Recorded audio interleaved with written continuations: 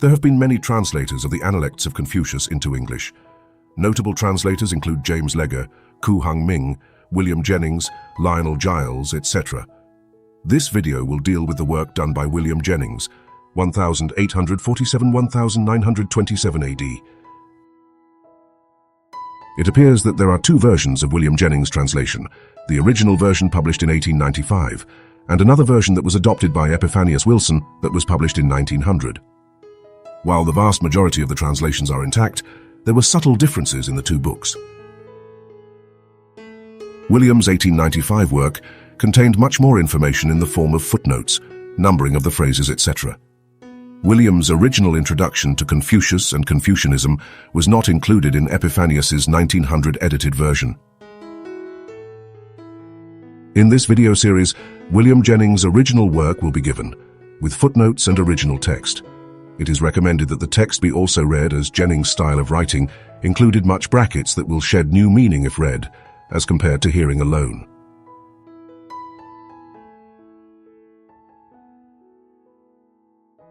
Introduction to the Analects by the translator. Confucius is the greatest personage of the largest empire. So begins a learned writer of my acquaintance, the Reverend Ernst Faber, in his valuable little work, Lehrbegriff de Confucius, a systematic digest of his doctrines. But he adds truly, there is a sharp line of demarcation to be drawn between the historical Confucius and the one who is wrapped up in the incense of sacrifices, between the doctrine which was promulgated by himself and the explanations of later centuries. Footnote 1. The Chinese name for the book is given on the title page, Lun Yu. Both words are akin to our discussions. It is the first of what the Chinese call the Four Books, as distinguished from the classics.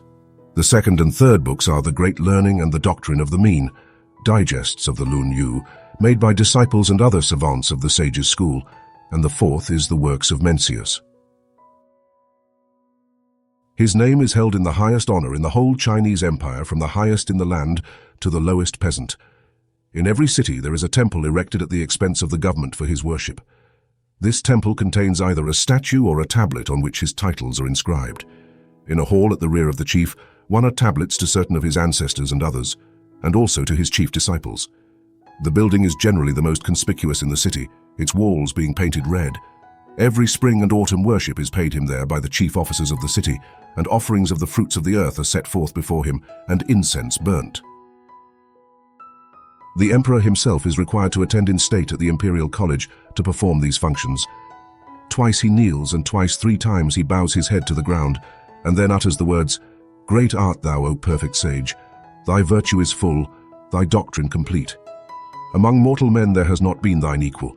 All kings honor thee. Thy statutes and laws have come gloriously down.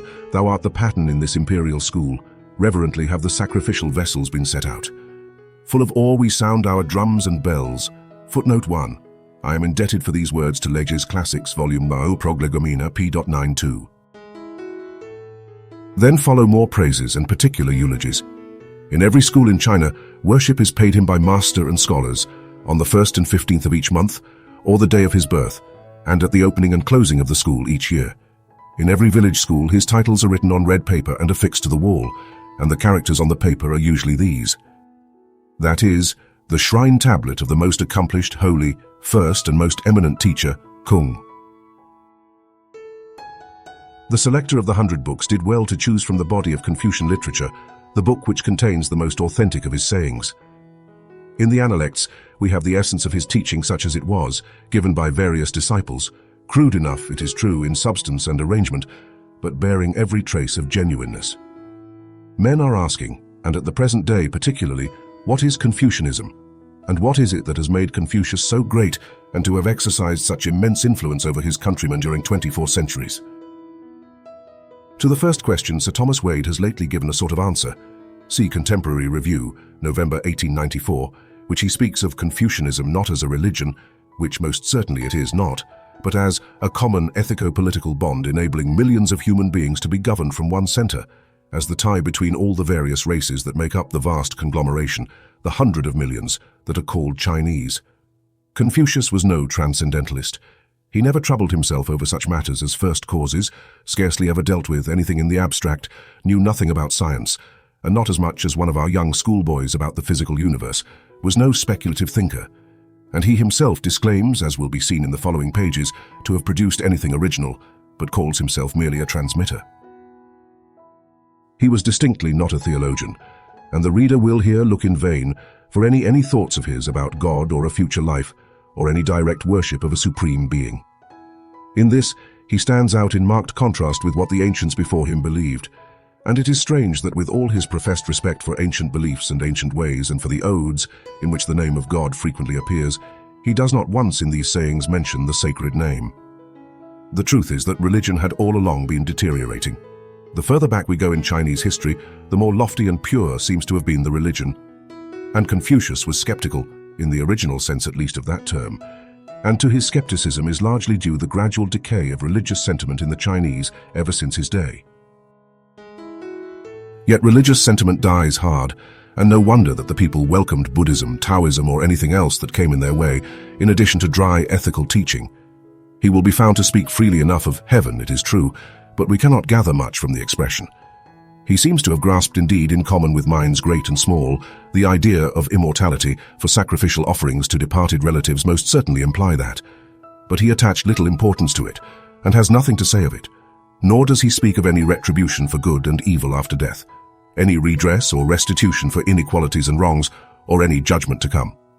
Very characteristic replies are those to a disciple who questioned him about the spirits of the departed, and about death, XL 11. How can one serve them if one cannot serve the living? How can one know about death when one does not understand life? It is to be regretted that we have no writings of Confucius that we can call genuine, and that we have scarcely any methodical and detailed statements of his on any one subject. A lecture to his students would have been valuable, but it is doubtful whether he even lectured. His method of teaching seems to have been like that of his almost contemporary in the West, Socrates, throwing out a truth here and there in the form of paradox or aphorism, and asking questions with a view to exposing men's ignorance or unwisdom and leading them on to better knowledge. He liked his disciples also to start questions. See 15th of 15. Socrates was in many respects like him. Both used the tongue rather than the pen, and would have been glad not to have had occasion to use the tongue to 7:19. Both dealt with reforms in ethics and the state, and the memoirs of both have many points of similarity. Memorabilia would be a better name, perhaps, for this book than the Analects. What is it, then, that has made his name so great that he is even now looked up to by his countrymen as almost the sole fountainhead of knowledge, and worshipped as the inimitable model of virtue and sagacity and good manners? The reader will judge whether he uttered or did anything very remarkable, beyond his collecting and editing the ancient traditionary lore of the country. Those who have read Carlyle's Heroes and Hero Worship will have had one point impressed upon them, that it is not men of extraordinary genius, not men of any conspicuous brightness of intellect, that have molded the character, the mode of thought, and the very destiny of millions of their fellow men, but men who have been burdened with a sense that the world was not what it should be, men who have had one great ideal before them, men of energy and determination and sincerity, with a character all their own, but above all of practical common sense, understanding their time, their nation, and proving their goodwill by their deeds. Of Mahomet, Carlyle says, "We will not praise his moral precepts as always of the superfinest sort. Yet it can be said that there is always a tendency to good in them, that they are the true dictates of a heart, aiming towards what is just and true." The same might be said of Confucius, who, however, committed none of Mahomet's excesses, nor shared in his eccentricities, nor ever became a man of war. There was in him no uncontrollable energy, no mighty passion. In his character, everything was well measured and orderly. His life, a short sketch of which is given below, spun itself out pathetically enough, but had nothing of tragedy in it. The qualities just mentioned are those that made him great. And it was the circumstances of his times that forced him into public notice. Corruption and disorder were everywhere in the empire, swelling like the waters of a flood. 38th 6. He was a man who had studied thoroughly the history of his country. The golden age of the beginnings of the Chao dynasty was his dream, see Circe 7:5, and Wan and Wu and the Duke of Chao his heroes and typical rulers. These were celebrated in the annals and in the odies which he edited. For an account of these great men and their times I must refer the reader to the Shuking and my introduction to it, or better to Dr. Legge's Chinese Classics, Volume 3, Part 2. His mind was continually going back to founders of dynasties, men of exemplary virtue, and it would almost seem as if he were contemplating another such change in his time. The reforms made by Wan and Seiwu were not lasting. In the long run, and the dynasty had lasted now 600 years, the new line of kings did not prove to be possessed of more energy than its predecessors, though it did actually hold out in spite of its corruptions for 3 long centuries more. The sovereigns parted too much with their power. 1662. The system was feudal. There were 13 principalities or dukedoms, and a great number of smaller territories with their chiefs and heads of clans. An effective control over all these was at first maintained by the king, but in the course of time, princes and chiefs became puffed up with a sense of power, as in the case of the Dukes of Lu and the head of the Qi clan so frequently mentioned in this book. Some of them usurped the imperial state, fought among themselves, created lesser lords to have someone to yield them fealty, and these again now and then became too strong for their masters and overpowered them in turn. The result was anarchy and confusion, words familiar in Confucian literature. Worthy and wise ministers forsook their posts and fled into retirement. The people were groaning in misery and oppression, and education was neglected, and proprieties gone. This was the condition of the country when Confucius first saw the light. As he grew up in years, everything around him impressed his mind more and more and seemed to demand complete renovation. The Times produced the man. A brief account of his life may here be given.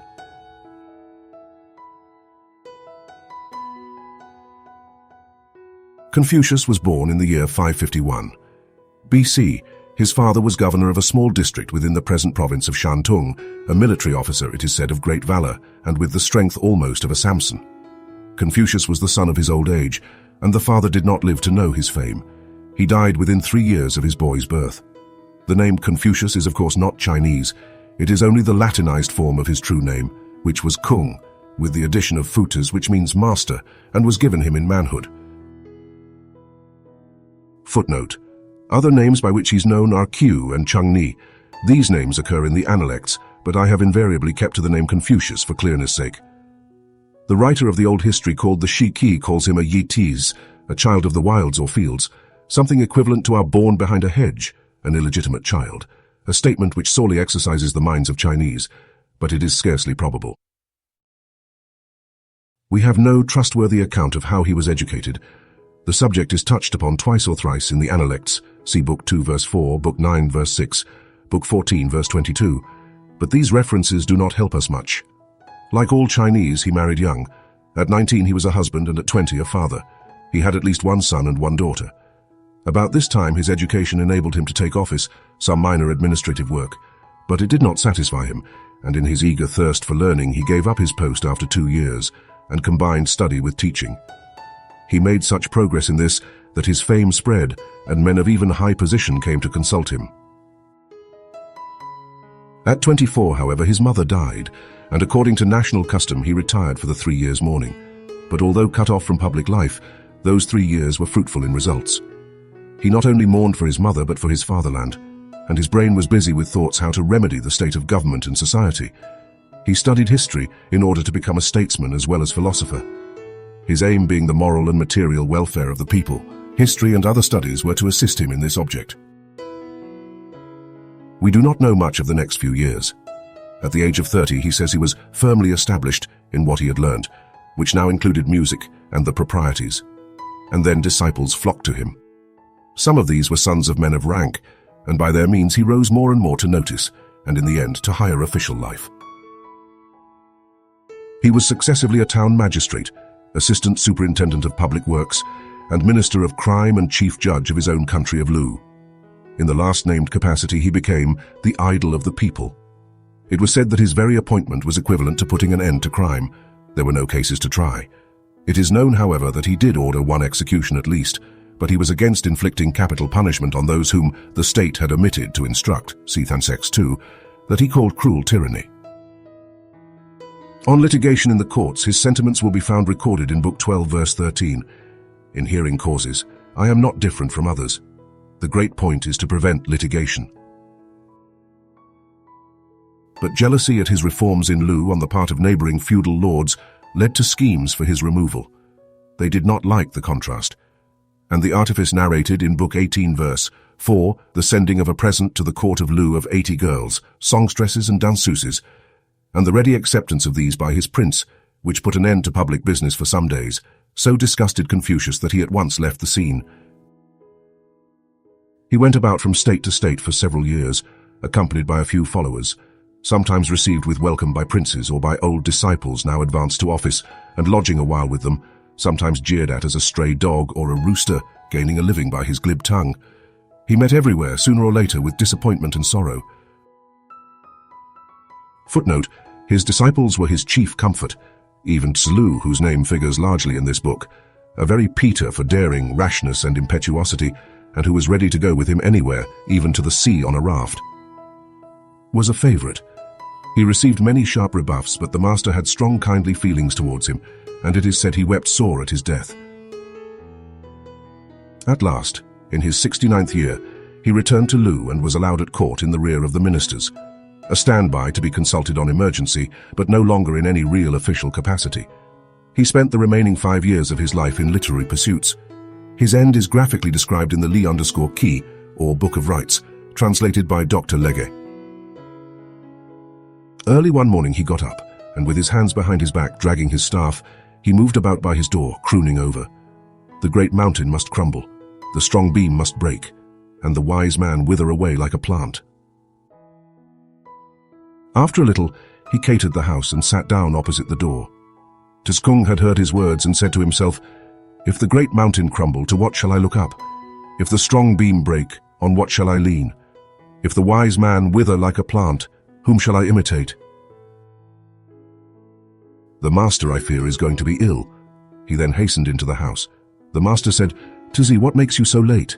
According to the statutes of here, the body was dressed and coffined at the top of the steps on the east, so that it was where the deceased used to go up, as master of the house. The people of Yin performed the same ceremony between the two pillars, so that the steps for the host were on one side of the corpse, and those for the guest on the other. The rule of Chao is to perform it at the top of the western steps, treating the deceased as if he were a guest. I am a man, descended from the house of Yin, and last night I dreamt that I was sitting with the offerings to the dead by my side between the two pillars. Intelligent kings do not arise, and what one under heaven is able to take me as his master? I apprehend I'm about to die. With this he took to bed, was ill for 7 days, and died. 1. Footnote: Legge's Chinese Classics, Volume 1, Prolegomena, page 87-88, Sacred Books of the East, Volume 27, pages 138-139. The above is from both translations, which vary a little. I cannot refrain from quoting also Dr. Legge's fine comment on his death. His end was not unimpressive, but it was melancholy. He sank behind a cloud. Disappointed hopes made his soul bitter. The great cities of the empire had not received his teachings. No wife nor child was by to do the kindly offices of affection for him. Nor were the expectations of another life present with him as he passed through the dark valley. He uttered no prayer, and he betrayed no apprehensions. Deep treasured in his own heart may have been the thought that he had endeavored to serve his generation by the will of God, but he gave no sign. His death was in the year 478 B.C., in his 73rd year. After the above sketch of the sage's life and times, a resume of the chief subjects discussed in the book will be useful to the reader who is not acquainted with Chinese law. I should like to have given it on the lines of Faber's Lehrbegriff already referred to. That work, or the English translation of it by P.G. von Merlengorff, Trubner and Co., should be consulted as a full and methodical statement of what the sage both taught and did not teach. But it is written for readers acquainted with the Chinese language, and it also comprises sayings of the master gathered from other sources than this book, from the great learning and the doctrine of the mean. I shall limit my resume to what is contained in the Analects. It will be noticed, then, that no teaching of Confucius rises to subjects higher than those which have to do with this temporal life. And next, that man, and man only, of all things in the world, man in his relation to his fellow men and to orderly life and good government, is of interest to him and dealt with by him.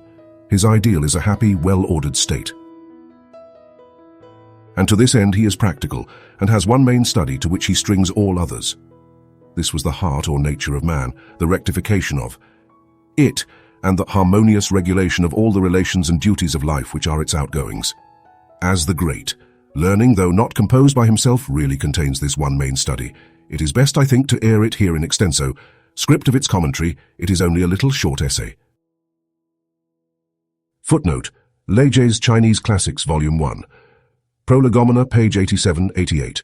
Sacred Books of the East, Volume 27. Pages 138-139. The above is from both translations, which vary a little. I cannot refrain from quoting also Dr. Lege's fine comment on his death. His end was not unimpressive, but it was melancholy. He sank behind a cloud. Disappointed hopes made his soul bitter. The great cities of the empire had not received his teachings. No wife nor child was by to do the kindly offices of affection for him, nor were the expectations of another life present with him as he passed through the dark valley. He uttered no prayer, and he betrayed no apprehensions. Deep treasured in his own heart may have been the thought that he had endeavored to serve his generation by the will of God, but he gave no sign. His death was in the year 478 B.C., in his 73rd year. After the above sketch of the sage's life and times, a resume of the chief subjects discussed in the book will be useful to the reader who is not acquainted with Chinese law. I should like to have given it on the lines of Faber's Lehrbegriff already referred to. That work, or the English translation of it by P.G. von Moellendorff, Trubner & Co., should be consulted as a full and methodical statement of what the sage both taught and did not teach.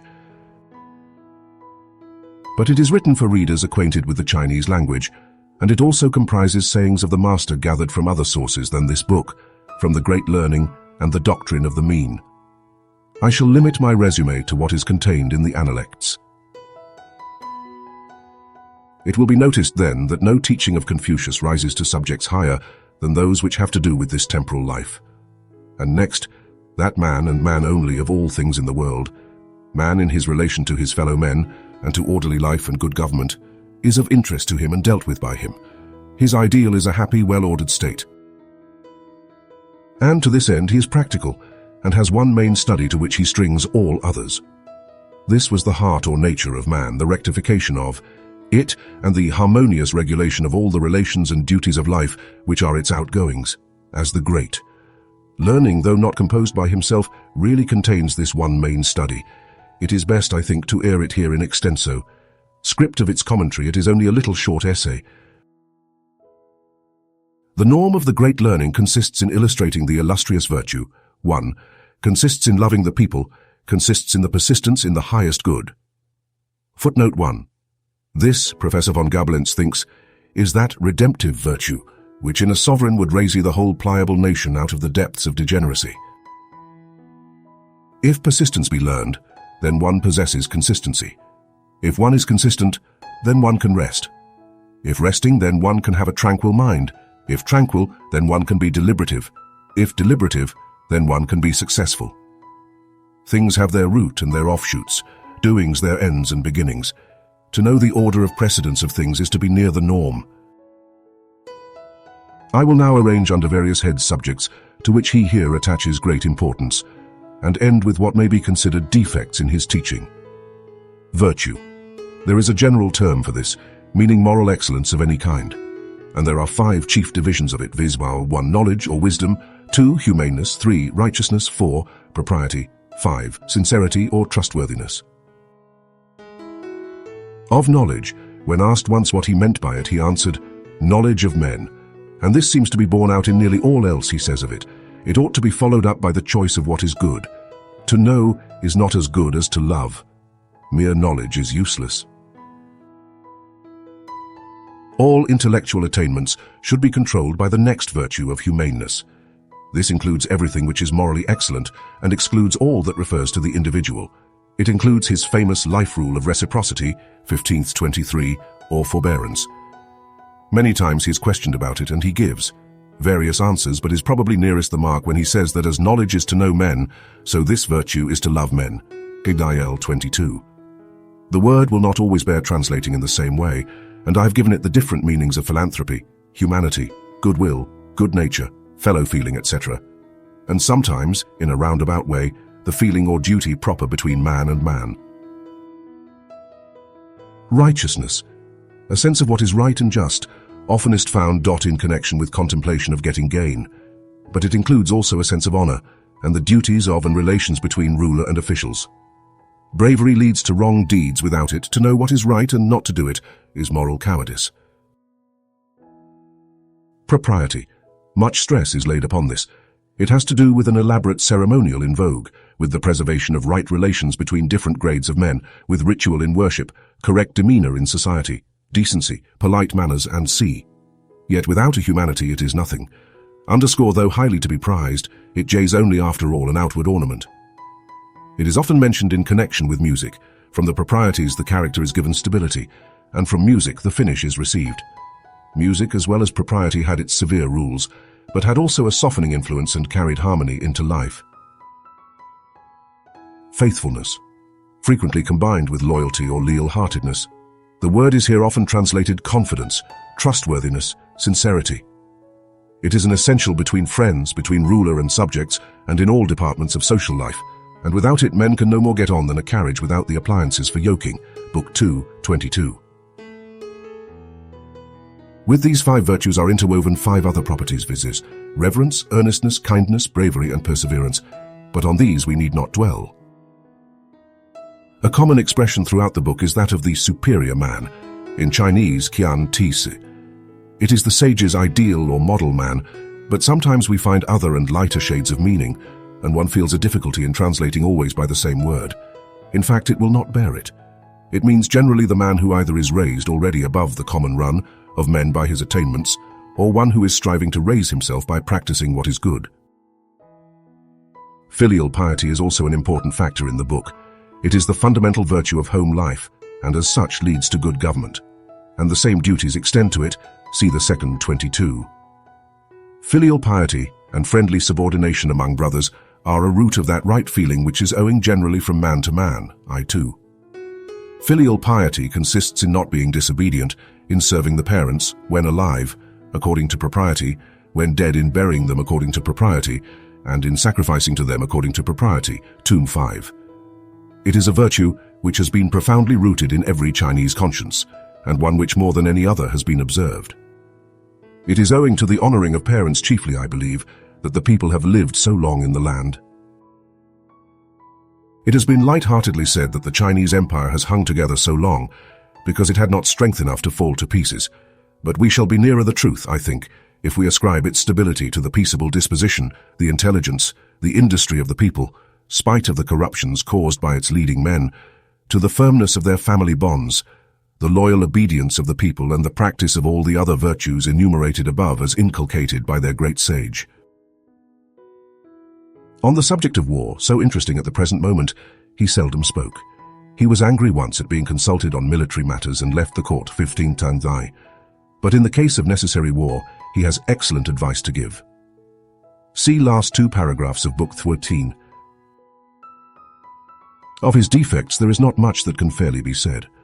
Dr. Lege, than whom no man in Europe probably has such a right to judge, says that after long study of his character and opinions, he is unable to regard him as a great man.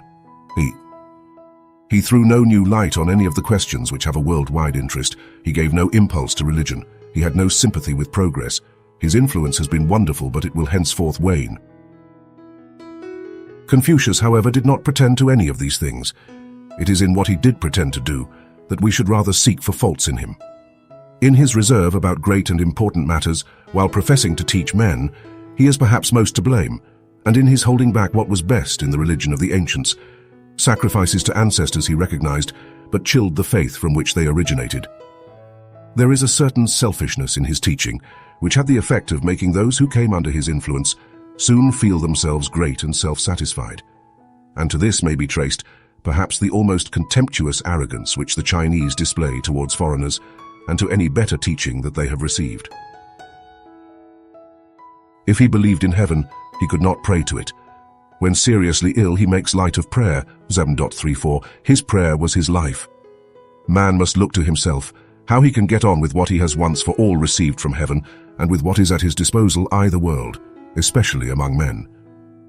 He had nothing to say against polygamy. He allowed superstition in some cases, though not believing in it, as good old customs. He was not always strictly careful about the truth being told, 7:26-13, and the Chinese follow him there. Footnote 1, Faber. With all that's said about filial piety, there are no parental duties. The father is an autocrat, and might now for certain offences put his child to death. Sisters are not even mentioned as regards concubinage. He has said nothing by way of objection, perhaps because he was himself the son of a concubine. We must not, however, judge him from a Christian standpoint, but if at all by the light of his times. It has required a revelation from heaven to teach men the truth about themselves and to give them proper motives for life. And without a living faith in a God of truth and a true Son of heaven, the best and wisest men will err, and even with it, do err. W. J. Grasmere, January 1895.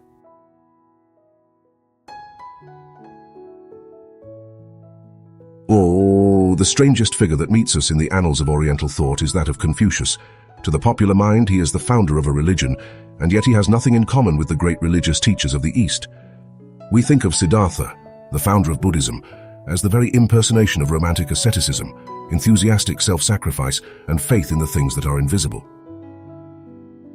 Zoroaster is the friend of God, talking face to face with the Almighty, and drinking wisdom and knowledge from the lips of omniscience. Mohammed is represented as snatched up into heaven, where he receives the divine communication which he is bidden to propagate with fire and sword throughout the world. These great teachers lived in an atmosphere of the supernatural. They spoke with the authority of inspired prophets. They brought the unseen world close to the minds of their disciples. They spoke positively of immortality, of reward or punishment beyond the grave. The present life they despised, the future was to them everything in its promised satisfaction. The teachings of Confucius were of a very different sort. Throughout his whole writings, he has not even mentioned the name of God. He declined to discuss the question of immortality. When he was asked about spiritual beings, he remarked, "If we cannot even know men, how can we know spirits?" Yet this was the man, the impress of whose teaching has formed the national character of 500 millions of people. A temple to Confucius stands to this day in every town and village of China. His precepts are committed to memory by every child from the tenderest age, and each year at the Royal University at Pekin, the emperor holds a festival in honor of the illustrious teacher. The influence of Confucius springs, first of all, from the narrowness and definiteness of his doctrine. He was no transcendentalist and never meddled with supramundane things. His teaching was of the earth, earthy. It dealt entirely with the common relations of life, and the golden rule he must necessarily have stumbled upon as the most obvious canon of his system. He strikes us as being the great Stoic of the East, for he believed that virtue was based on knowledge, knowledge of a man's own heart, and knowledge of humankind. There is a pathetic resemblance between the accounts given of the death of Confucius and the death of Zeno. Both died almost without warning in dreary hopelessness, without the ministrations of either love or religion. This may be a mere coincidence, but the lives and teachings of both men must have led them to look with indifference upon such an end. For Confucius in his teaching treated only of man's life on earth, and seems to have had no ideas with regard to the human lot after death. If he had any ideas, he preserved an inscrutable silence about them. As a moralist, he prescribed the duties of the king and of the father, and advocated the cultivation by the individual man of that rest or apathy of mind which resembles so much the disposition aimed at by the Greek and Roman Stoic. Even as a moralist, he seems to have sacrificed the ideal to the practical, and his loose notions about marriage, his tolerance of concubinage, the slight emphasis which he lays on the virtue of veracity, of which indeed he does not seem himself to have been particularly studious in his historic writings, place him low down in the rank of moralists. Yet he taught what he felt the people could receive, and the flat mediocrity of his character and his teachings has been stamped forever upon a people who, while they are kindly, gentle, forbearing and full of family piety, are palpably lacking not only in the exaltation of mysticism, but in any religious feeling generally so called. The second reason that made the teaching of Confucius so influential is based on the circumstances of the time. When this thoughtful, earnest youth awoke to the consciousness of life about him, he saw that the abuses under which the people groaned sprang from the feudal system, which cut up the country into separate territories over which the power of the king had no control. China was in the position of France in the years preceding Philippe Auguste, accepting that there were no places of sanctuary and no truce of God. The great doctrine of Confucius was the unlimited despotism of the emperor, and his moral precepts were intended to teach the emperor how to use his power aright. But the emperor was only typical of all those in authority, the feudal duke, the judge on the bench, and the father of the family. Each could discharge his duties aright only by submitting to the moral discipline which Confucius prescribed. A vital element in this system is its conservatism, its adherence to the imperial idea. As James I said, no bishop, no king. So the imperialists of China have found in Confucianism the strongest basis for the throne and have supported its dissemination accordingly. The Analects of Confucius contain the gist of his teachings and is worthy of study. We find in this work most of the precepts which his disciples have preserved and recorded. They form a code remarkable for simplicity, even crudity, and we are compelled to admire the force of character, the practical sagacity, the insight into the needs of the hour, which enabled Confucius, without claiming any divine sanction, to impose this system upon his countrymen. The name Confucius is only the Latinized form of two words which mean Master Kung. He was born 551 BC, his father being governor of Shantung. He was married at 19 and seems to have occupied some minor position under the government. In his 24th year, he entered upon the 3 years' mourning for the death of his mother. His seclusion gave him time for deep thought and the study of history, and he resolved upon the regeneration of his unhappy country. By the time he was 30, he became known as a great teacher, and disciples flocked to him. But he was yet occupied in public duties, and rose through successive stages to the office of chief judge in his own country of Lu. His tenure of office is said to have put an end to crime, and he became the idol of the people in his district. The jealousy of the feudal lords was roused by his fame as a moral teacher and a blameless judge. Confucius was driven from his home and wandered about with a few disciples until his 69th year, when he returned to Lu after accomplishing a work which has borne fruit such as it is to the present day. He spent the remaining 5 years of his life in editing the odes and historic monuments in which the glories of the ancient Chinese dynasty are set forth. He died in his 73rd year, 478 BC. There can be no doubt that the success of Confucius has been singularly great, owing especially to the narrow scope of his scheme, which has become crystallized in the habits, usages, and customs of the people. Especially has it been instrumental in consolidating the empire, and in strengthening the power of the monarch, who as he every year burns incense in the red-walled temple at Pekin, utters sincerely the invocation, "Great art thou, O perfect sage! Thy virtue is full, thy doctrine complete. Among mortal men there has not been thine equal. All kings honor thee. Thy statutes and laws have come gloriously down. Thou art the pattern in this imperial school. Reverently have the sacrificial vessels been set out.